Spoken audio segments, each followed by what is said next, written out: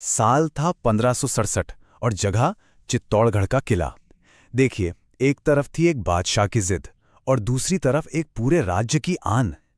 पर इस कहानी का सबसे बड़ा सवाल यह है कि जब राज बचाने और सम्मान बचाने में से किसी एक को चुनना हो तो एक लीडर को आखिर करना क्या चाहिए। ये कहानी है दो बिल्कुल अलग अलग फैसलों की। तो आज हम इसी पूरी कहानी को परत दर परत खोलने वाले हैं। सबसे पहले देखेंगे कि ये घेराबंदी शुरू कैसे हुई। फिर बात करेंगे उस राजा की जिसने पीछे हटने का रास्ता चुना और उन सेनापतियों की जो आखिरी सांस तक डटे रहे। और आखिर में हम देखेंगे कि किले के गिरने के बाद क्या हुआ और इस जंग ने अपने पीछे कैसी विरासत छोड़ी। चलिए, वक्त में पीछे चलते हैं। अक्टूबर 1567 का महीना था।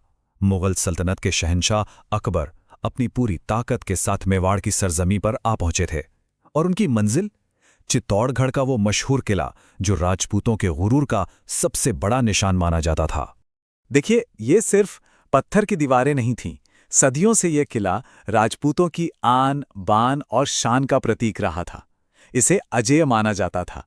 कहते थे कि जिसने चित्तौड़ जीत लिया उसने समझो पूरे राजपूताना का दिल जीत लिया और साथ ही गुजरात तक के व्यापार के रास्ते भी अपने लिए खोल लिए। और इसे अजय क्यों कहते थे? जरा इसकी बनावट तो देखिए। एक 180 मीटर ऊंची पहाड़ी पर फैला ये किला इतना बड़ा था कि इसके अंदर एक पूरा शहर बस सकता था। और पानी का इंतजाम वो तो ऐसा था कि 50,000 की फौज 4 साल तक लड़ सकती थी बिना बाहर से कोई मदद लिए। अकबर को ये बात अच्छी तरह पता थी कि ये लड़ाई आसान तो बिल्कुल नहीं होने वाली। लेकिन असली चुनौती किले की दीवारें नहीं थीं। असली चुनौती थी फौजों का फर्क।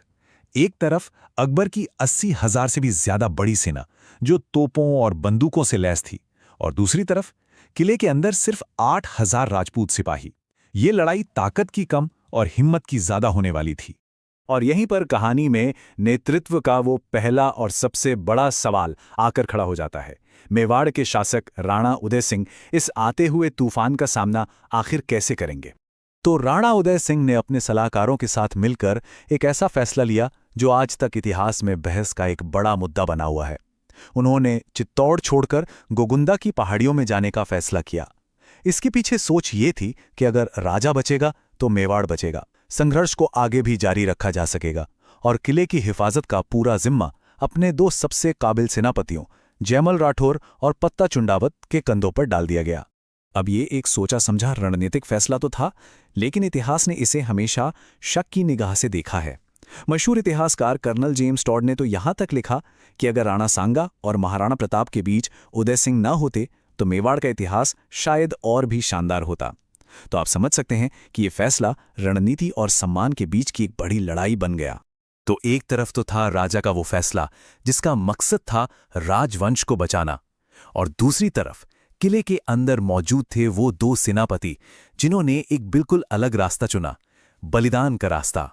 यहीं पर हमें लीडरशिप के दो मॉडल एकदम साफ साफ दिखाई देते हैं।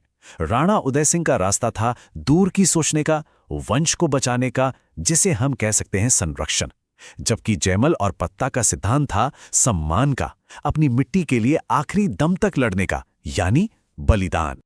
और ये बलिदान सिर्फ लड़ाई के मैदान तक ही सीमित नहीं था।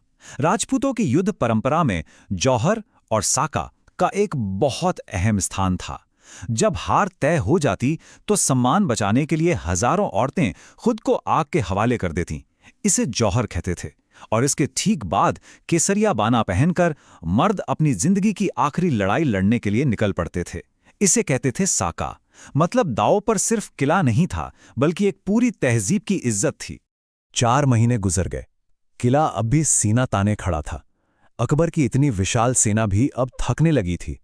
एक पल को तो ऐसा लगने लगा था कि शायद चित्तौड़ का गुरूर नहीं टूटेगा। लेकिन फिर 22 फरवरी की रात एक गोली चली जिसने सब कुछ बदल कर रख दिया।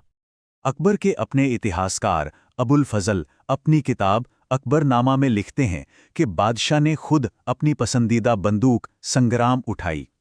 रात के अंधेरे में जब जयमल किले की टूटी हुई दीवार की मरम्मत का काम देख रहे थे, अकबर का निशाना अचूक लगा।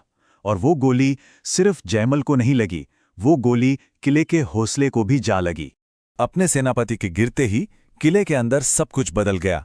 23 फरवरी की सुबह होने से ठीक पहले रानी फूल कमर के साथ 8,000 औरतों ने जौहर की आग में प्रवेश किया और फिर सुबह होते ही राजपूत योद्धाओं ने किले के दरवाजे खोल दिए।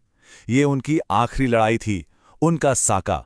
दोपहर होते होते मुगलों की फौज किले पर पूरी तरह कब्जा कर चुकी थी। चित्तौड़ जीत लिया गया था, पर कहानी यहां खत्म नहीं होती।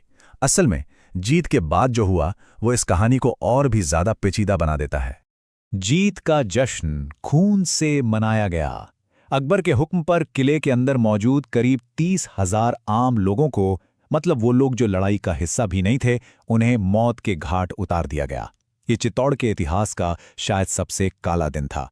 और अपनी इस जीत को सही ठहराने के लिए अकबर ने जो फतेहनामा यानी विजय पत्र जारी किया, उसमें इसे जिहाद का नाम दिया गया। उसमें लिखा था कि हमने अपनी खून की प्यासी तलवार से कुफ्र के निशानों को मिटा दिया है और मंदिरों को नष्ट कर दिया है। ये जीत एक सियासी जीत से कहीं बढ़कर एक मजहबी ऐलान बन गई थी। लेकिन फिर कहानी में एक और बहुत ही अजीब मोड़ आता है। वही अकबर जिसने चित्तौड़ में कत्लेआम का हुक्म दिया था, उसने एक ऐसा काम किया जिसे सुनकर कोई भी चौंक जाए। उसने अपने सबसे बड़े दुश्मनों जयमल और पत्ता के हाथी पर बैठे हुए बुत बनवाए और उन्हें आगरा में अपने किले के मुख्य दरवाजे पर लगवाया। और यहीं पर यह कहानी हमें एक बड़े सवाल के साथ छोड़ जाती है।